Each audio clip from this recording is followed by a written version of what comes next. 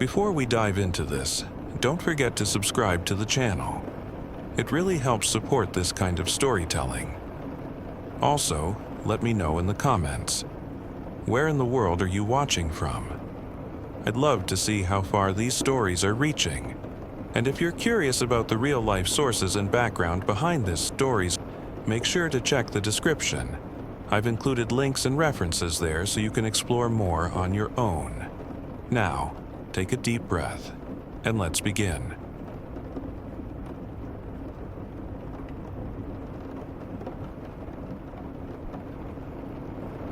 We were enjoying a peaceful breakfast on the terrace of our hotel.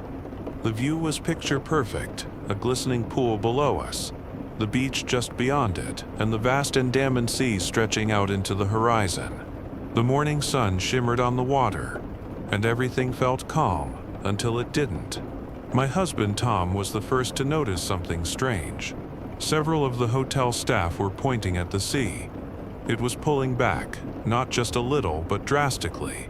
The waterline was receding fast, exposing the ocean floor. Curious guests started walking toward the exposed seabed. Some even began taking pictures. The beach was still crowded with people sunbathing, unaware of the danger. Tom's instincts kicked in. He had lived on the coast in California for years and had never seen anything like this. Suddenly, it all made sense. The faint shaking we felt earlier wasn't random. It had been an earthquake. The ocean pulling back like that. It wasn't a wonder of nature. It was the warning sign of a massive wave. Without hesitation, Tom grabbed my hand. His voice was urgent and loud. "Run." We sprinted uphill as fast as we could. Just behind us over the reef we saw it, a towering wall of water charging toward the shore. It was moving at terrifying speed, 40 to 50 miles per hour, maybe more.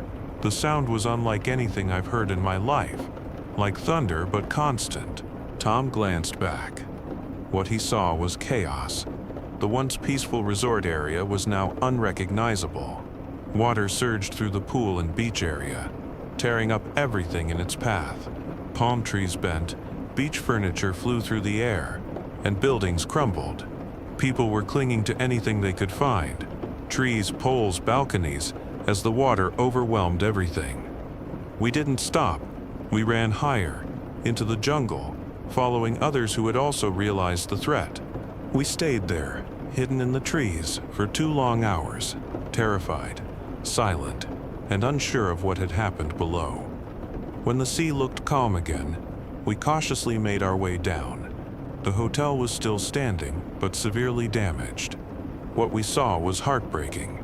Many people were badly injured. We did what we could, helping carry the wounded to trucks that would take them to the nearest hospital. The roads were a mess. No one knew where to go. Everyone was in shock. Then another warning came. A second wave might be on the way. We climbed back into the jungle, where we waited another 3 hours, exhausted and afraid. When it finally felt safe, we made our way to the road. Trucks and cars passed by, filled with injured people. We avoided going down to the lowest parts of the beach. We didn't want to face the full extent of the tragedy. There were things we couldn't unsee or unfeel. There was no power, no cell service, no way to know what was happening in the world beyond us. That night, we slept beside a small food stand in complete darkness. Everyone there was quiet, not because of fear, but because we were overwhelmed. The next morning, the road had been cleared. We started the long journey home. At the bus station, the floor was covered with injured survivors, waiting for transport to Bangkok. People cried when they borrowed our phone, just to tell their families they were still alive. The guilt has stayed with me ever since. I will always regret not going with the trucks to help more at the hospital, and I will never forget the fact that I survived without a scratch, while so many others didn't. Even now, 10 years later, that experience shaped the way we live. We cherish life more deeply. We support a Thai animal welfare charity. It's our way of giving back to the country that we'll always feel connected to, no matter how far away we are.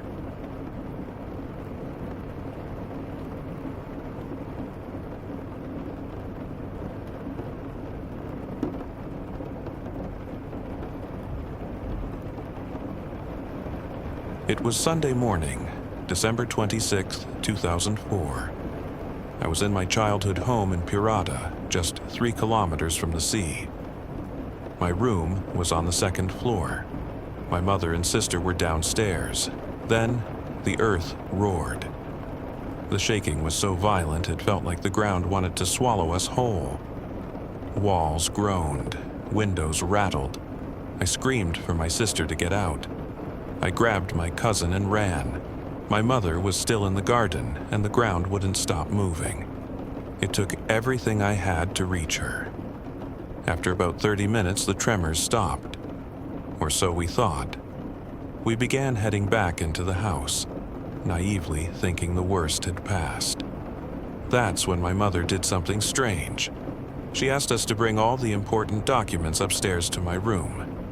I didn't understand why, but we listened. Then came the screaming.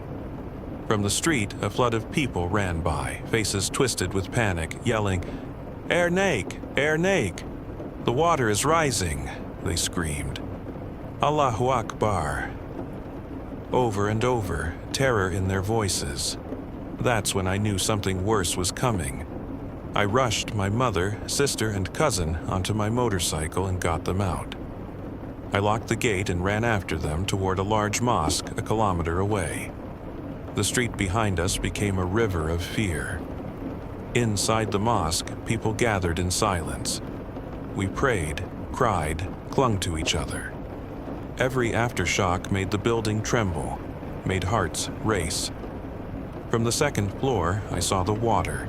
It kept rising, black and full of debris, inching closer and closer to the mosque steps. We waited for 5 hours, not knowing what would come next. When we finally returned home, we were met with ruin. Mud covered the floors. The water had reached over 2 meters. Everything was broken or missing. The silence was haunting. The air smelled of salt and destruction. For days, I traveled back and forth, carrying whatever I could save in sacks, while trying to keep my mother from returning to a house that no longer felt like home. Alone in an empty village, I faced fear head-on, because I had to. That day, the ocean didn't just rise, it invaded. It broke into our lives without mercy, without warning. And even now, decades later, I can still hear the panic in the voices, see the terror in the rushing crowd, and feel the moment when the water took everything. But it did not take our will to survive.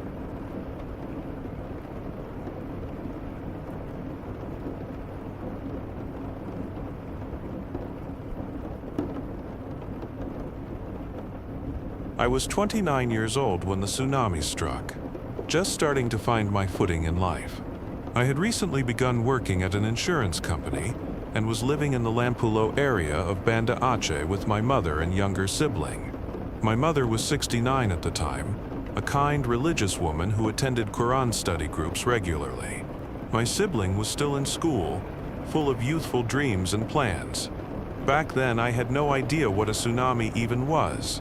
In our community, the word barely meant anything.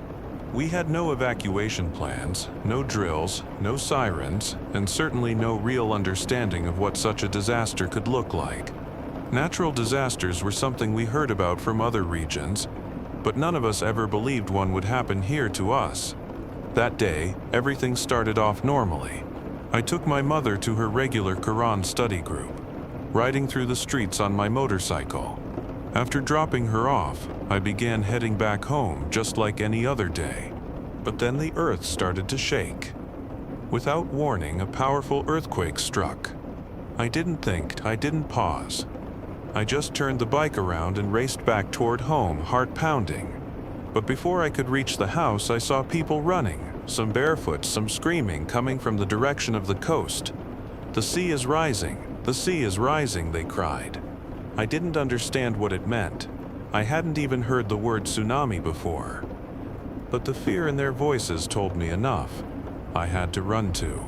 I abandoned my motorcycle and fled with the crowd, instinct taking over.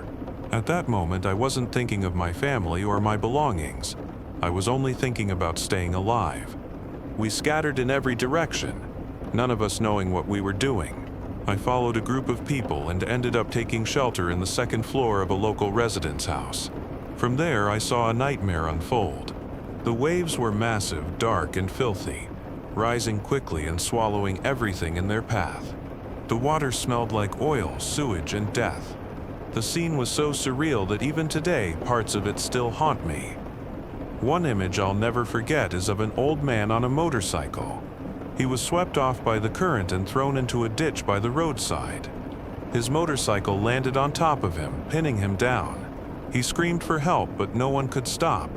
Everyone was running for their lives. People were stripped of their clothing by the force of the waves. They clung to anything they could find: wood, signs, broken furniture, trying to stay afloat, to stay decent, to stay alive. I saw a baby's body floating in the water. The memory tore through my soul and I cried uncontrollably. The horror was beyond anything I had ever known. But amid all the despair, there was a miracle. I found my mother. She had survived. She had held onto a mango tree, clinging tightly with both hands. Seeing her alive, drenched but breathing, was like witnessing divine intervention. That image, her soaked yet serene face, and the holy book in her grip, will stay with me until the day I die. After the water subsided, a few brave souls ventured out to rescue those still stranded in the debris, some tangled in broken branches, others stuck on rooftops or caught in floating wreckage. These unsung heroes waded through the dark, foul water to pull survivors to safety. Eventually, by the afternoon, help began to arrive. Machines from unaffected areas brought supplies, and people from as far as Medan joined in. I remember people throwing loaves of bread from below to us on the second floor because there was no other way to deliver aid in the flood. It was a small mercy, but it meant everything. Our house was completely gone, washed away. We lost almost everything: property, clothes, safety, and even some of our neighbors and friends. But somehow we survived. Over time, help poured into 𝗕𝘂𝘀𝗶𝗹. There was international assistance, support from the Indonesian government, and countless organizations. We received aid in the form of temporary housing, food, clothing, and even trauma counseling. Slowly, painfully, we began to rebuild. I'm still working at the same insurance company today, and my mother, bless her, is still with us and in good health. But my relationship with the sea has been severed. I haven't been back to the beach once since the tsunami. I'm afraid to get on a boat. Even the thought of it makes my chest tighten. That day changed something in me that can never be undone. The tsunami transformed not only my life, but the entire landscape of 𝗕𝘂𝘀𝗀𝗃. Strangely, in the wake of such devastation, there was also progress. The economy grew, infrastructure developed, and most notably, the decades-long conflict between the Free 𝗕𝘂𝘀𝗃 movement, GAM, and the Indonesian government came to an end. The tsunami brought destruction, but it also brought peace. Even now, I carry the fear of another disaster, but I also carry knowledge. We all do. We now know the warning signs. We know how to respond. We know to run inland and to higher ground. That's something we didn't have back then. That's something my experience has taught me. I believe everything happens by God's will. The tsunami was a test, one we never asked for, but one we endured. My faith has grown stronger since then, and I try to live with more gratitude, more awareness, and more humility. We lost so much, but we survived, and for that, I will always be thankful.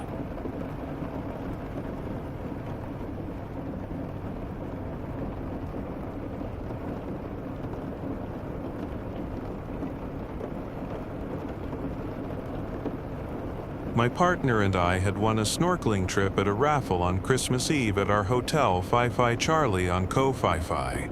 That raffle saved our lives. We had been snorkeling in the water when the Thai guides started to call everyone back onto the boats. The water had receded rapidly from the shoreline and nobody knew what was happening. We were lucky that we managed to get back onto the boat as the waves came in, and the boat swiftly repositioned itself some few hundred meters away from the coast. However, as strange currents began to develop and the waves started to impact upon the bay, we saw people being swept away. Longtail boats that had been closer to the shoreline snapped and sank like twigs. We can't believe how lucky we were to get back onto the boat, as we don't know what happened to the people we had been snorkeling with and who had been swept away. Longtail boats that had been closer to the shoreline snapped and sank like twigs. We can't believe how lucky we were to get back onto the boat, as we don't know what happened to the people we had been snorkeling with and who had been swept away. We just thought some localized freak incident had taken place, but 30 minutes later, the boat guides had a phone call from friends who told them Phuket and 𝗕𝘂𝘀𝗀𝗀 had been hit badly by a tsunami. It became clear that 𝗕𝘂𝘂𝘀𝗀𝗀, where we had been staying, was devastated by the waves. Our hotel was destroyed, and it was only recently we found out that over half the people staying there were killed. We stayed in open water for the rest of the day, waiting for more advice about what to do. It wasn't until late afternoon that the boat took us back to 𝗕𝘂𝘂𝘀𝗀𝗀𝗀. It was then that the tragedy became apparent. We were sailing in a soup of debris from the island, which included TVs, fridges, holiday books, and worse. It was just awful. We could see that the island was devastated, and the infrastructure was shattered. One man on board had a mobile phone. We all took it in turns to try to call home. Eventually, I got through to my brother-in-law. I have never heard anyone speak with such worry and relief. He told me that everyone was so worried and had feared the worst. We all decided to stay on the boat that night, moored out at sea. The boat was too small to have taken us all the way to Phuket. The only option we had was to wait for help to arrive in the morning.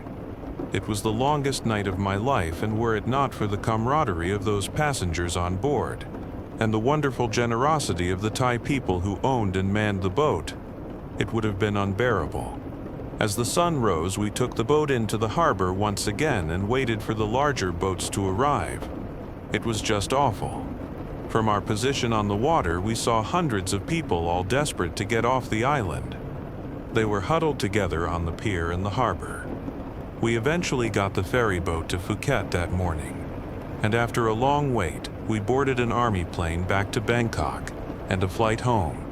We had lost all of our possessions but didn't care. We were so grateful to be alive. It was such an awful situation and such a random tragedy. Why did we take that boat trip that day? What if we had overslept?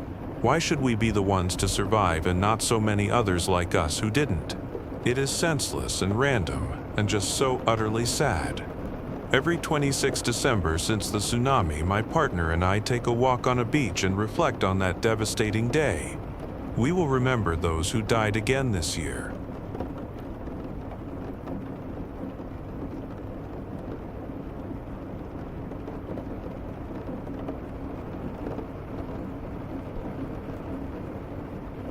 At 65 years old, I was beginning to enjoy the comfort of old age surrounded by my family. I lived a modest life and had recently undergone hip surgery, so I was still in recovery. That morning, I was in 𝗕𝘂𝘂𝗀𝗀𝗀, a coastal town on the western tip of Sumatra, visiting relatives for a family gathering. It was one of those rare occasions when the extended family came together under one roof. The house was filled with the sound of chatter and laughter, the smell of homemade food still lingering from breakfast. We were preparing to head back to Banda Aceh, and I had already packed a small backpack with clothes for the journey. It was supposed to be a normal day. But then, without warning, the ground began to tremble violently beneath us. It was the most intense earthquake I had ever experienced in my life. The walls shook as if possessed, and the sound of breaking glass and crumbling plaster filled the air. People screamed, furniture toppled. I remember gripping the edge of the table to keep myself upright, my legs too weak to hold steady. It felt like the very earth was rebelling, and for a moment, I thought this was the end. As we tried to make sense of what had just happened, someone ran inside shouting, "Everyone run, the seawater is rising." I didn't even have time to grab anything else. Panic took over. People screamed and scattered. I tried to follow them, but I was much slower. My age and recent surgery made running nearly impossible. Within minutes, I was left alone, the sounds of fleeing footsteps fading into the distance. I remembered a shortcut behind the house, one we used to take as children, and decided to try it. I limped barefoot, my feet aching and my balance fragile, but fear pushed me forward. I stumbled on sharp debris, cutting my feet, but I didn't stop. There was no time. In the chaos, an old memory came back to me, something my parents used to speak of when I was young. They would mention a term, 𝗕𝘂𝘀𝗶𝗶𝗀, an ancestral phrase referring to a great and terrible flood. Back then, it sounded like folklore, but in that moment, it became frighteningly real. The term echoed in my mind like a prophecy come true. People ahead urged me to climb to higher ground. I did as they said, even though every step sent pain shooting through my hip. As I climbed, I glanced back, and what I saw froze me in place. A massive surge of water was swallowing everything in its path. Trees, vehicles, homes, even the dome of a nearby mosque were being pulled under by the torrent. It was a sight that defied imagination. I pushed myself harder, grabbing onto branches, climbing further until I was finally high enough to escape the reach of the waves. From the top of the hill, I looked down at what used to be a town now, an ocean. Only rooftops and treetops remained visible. It was a moment that filled me with both dread and awe. In my heart, I knew it was only by God's grace that I had survived. Overwhelmed by the magnitude of what had just happened, I broke down in tears and began to pray. I thanked God for sparing my life. We stayed on that hill for 3 days. There was no electricity, no communication, and barely any food or clean water. Some brave souls climbed down to search the wreckage for anything edible. I watched them return with what little they could find: rice mixed with sand, scraps of vegetables, anything at all. We dried the sandy rice under the sun and cooked it. Hunger was constant, and children began to suffer from diarrhea. The only relief came from a transmitter station nearby, where some aid workers eventually began to distribute instant noodles and bread. I was handed 3 small pieces of bread. I gave away 2 and kept one. On the 4th day, around 9 a.m., we were told a fishing boat would take us to Banda Aceh. The boat had miraculously survived the tsunami because its crew had seen the devastation from afar and stayed offshore. The soldiers on board helped women and older people like me to climb in first. The boat was packed tight, and I had barely any space to sit. We sailed through waters filled with debris, uprooted trees, broken homes, even bodies. The smell was overwhelming, and the silence among us said everything. We were too shocked to speak. By 11 p.m., we arrived in 𝗕𝘂𝘀𝗶𝗶𝗀 village. It was dark and freezing cold. Too late to travel further, we slept on the boat, shivering and hungry. No one could sleep properly. We just waited for dawn. On the 5th day, we made our way to Jerusalem Mosque, hoping to find more survivors.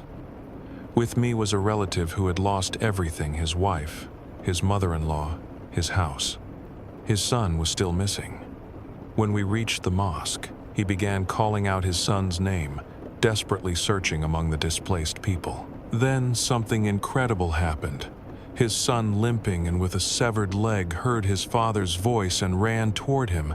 The child had clung to a refrigerator door that floated all the way to the mosque.